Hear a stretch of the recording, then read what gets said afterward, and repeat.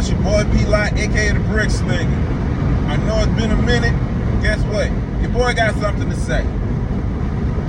I know there's been a lot of things going on, and there's a lot of things I should be and could be speaking on. But I'm gonna try this one to see how far I can go. So I was watching the Isaac Curry show the other day, and one of his guests was the manager of the group known as Maverick City Music. And it's kind of catching a lot of heat based upon what this dude's saying. Because, you know, my dude, let it be known he's a Trump supporter.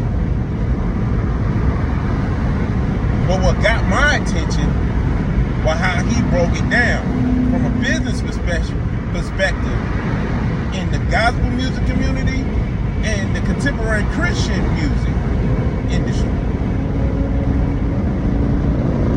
And a lot of people, especially within the black church, are pretty much considering this manager to be a pawn or a participant of white supremacy. But here's my thing. I didn't see anything wrong with what he was saying. I didn't see anything wrong with what he was trying to bring to the table. What I noticed is how people are too emotionally loyal to what their idea of what gospel music is. Whether it's quartet, whether it's choir, whether it's, you know, male singer, female singer, whatever the case may be. What I noticed is how he broke it down. Because he broke down what made Maverick City Music different from every gospel music formula. He mentioned, he said black kids, black singers with white writers that can reach both the gospel music side and the CCM side. Now, the thing of it is, with Maverick City Music, it's not just black singers. It's not just Chandler Moore. It's not just Naomi Rain. It wasn't even just Dante Bowe. It's also Brandon Lake. I would even say Chris Brown, not the R&B singer. But what made Maverick City Music very intriguing over everybody else, well, at least the old one, because I know there is a major difference between the old Maverick City Music and the latest new Maverick City Music, is that during the time of the pandemic, it was like they was really giving us music that would be good for us while we at home. And yes, they were playing in Joy FM, if you're in the St. Louis area, the Joy FM, Boost Nation Radio. If you're, like I say, if you're in the St. Louis neck of the woods, or even if you do have a Boost Radio or a Joy FM in your neck of the woods. But it's kind of obvious that it doesn't get played in gospel station just as much as it gets played in the contemporary Christian station.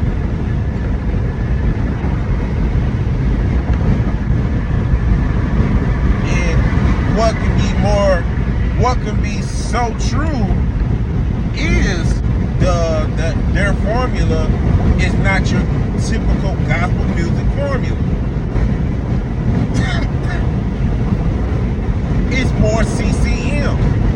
But what made it more interesting was when you got someone like Kirk Franklin want to do a collab tour. You feel me? A collab tour with Maverick City Music, along with a collab project with Maverick City Music. And I can understand why people were fully upset, because maybe they didn't like the delivery, maybe they couldn't understand the formula, or maybe they just didn't like him because he's him.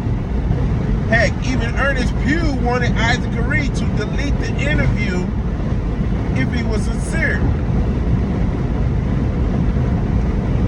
But if you go back to my previous video about Ernest Pugh, when he was getting that Stella Award for bringing Christian hip hop into the mix, what Ernest Pugh was pretty much trying to do, and it looked like he was trying to gatekeep interviews like this,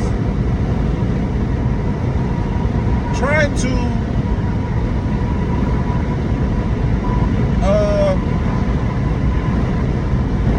what he was trying to do was pretty much stop this interview from going any further. The problem is for him is that what the manager was saying was more true than Ernest can handle, and what many black churches can handle, or pretty much what the gospel music industry could handle, was the simple fact that the gospel music formula is out of date. It's out of date.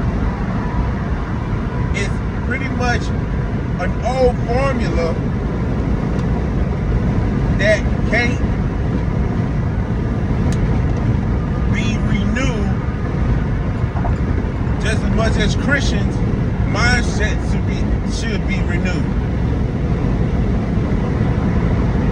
Like the Bible said in Romans 12:2, be ye not conformed to this world, but be not conformed to this world, but be ye transformed by the renewal of your mind.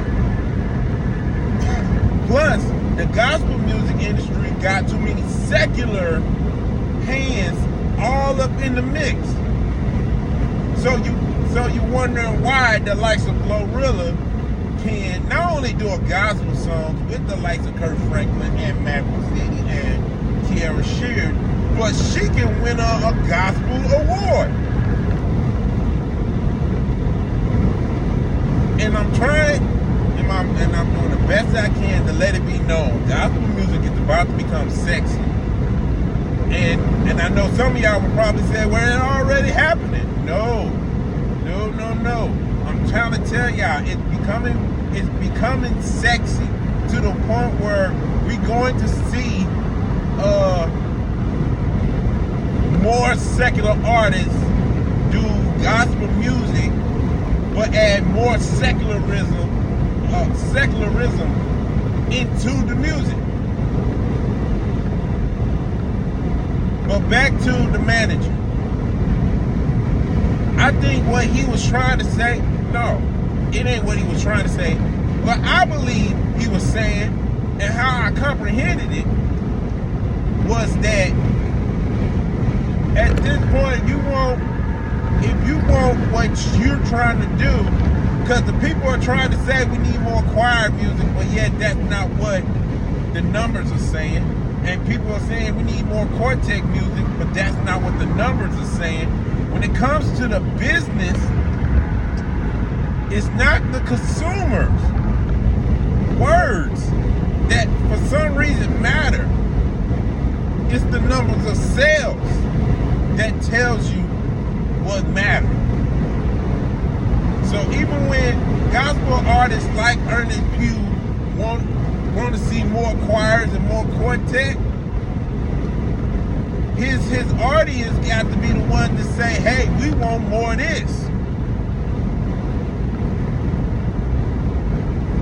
so that the algorithm can continue to play more and more of Ernest Pugh, more and more of Byron Cage, more and more of Ty Tribbett, more and more of Yolanda Adams, and the list goes on and on. But if the people do not make the sales say it otherwise, then the sales going to be what it is. And if the numbers of requests for choirs and quartets are low, what makes you think the numbers of Kirk Franklin won't be acknowledged? Or better yet, what makes you think that the number of Glorilla and Snoop Dogg and Big Frida, and also the Harlem Gospel Travelers, which is a queer gospel group, which is pretty much an oxymoron, but it is what it is, and it's about to come to the church near you.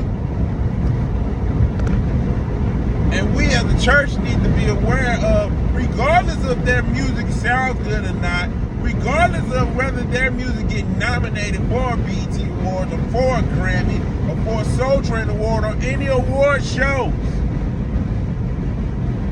we as a church need to be using discernment around these stuff. We don't need to continue to bring these Trojan horses in and just and try to give it to the kids and the dance team to do whatever they want to do with it. No. And they expect the praise team and the choir to sing these songs, knowing doggone well these folks ain't living a holy lifestyle. However, they should get the pass for singing about the Lord. So hopefully, we as Christians, not only as Christians, but everybody else that's not even Christian, but understand 2 and 2 is still equals 4. When it comes to the business, especially the gospel music industry and the CCM industry, if we're not willing to put up a guard the same way country music keeps their guards up, then we're no better than the secular genres. We're no better. We're no different. Because we're too busy trying to let folks in and come as they are. But we won't recommend them to change so that they don't have to stay as they are. And what the manager is doing, I think there should be more gospel. I believe there should be more managers in the gospel music industry that is willing to protect their artists as far as their art goes, as well as their integrity goes. Otherwise, we just gonna let folks in to do whatever they want and call it gospel and let it be. But that's just me. If you like what you heard, there's a like button. If you dislike what you heard, there's a dislike button. Comment. Give me your 2 cents. Let's continue this conversation. Share this video. Subscribe. When you get a chance, get The Man Under Construction. It's on all the digital outlets. It looks like this. Check it out for yourself. And if you can, just pause and scan this. Until then, it's your boy P. Lott, aka the Brick Slinger. And as always, continue to sharpen one another. Support the kingdom. Take care and God bless. Laborers.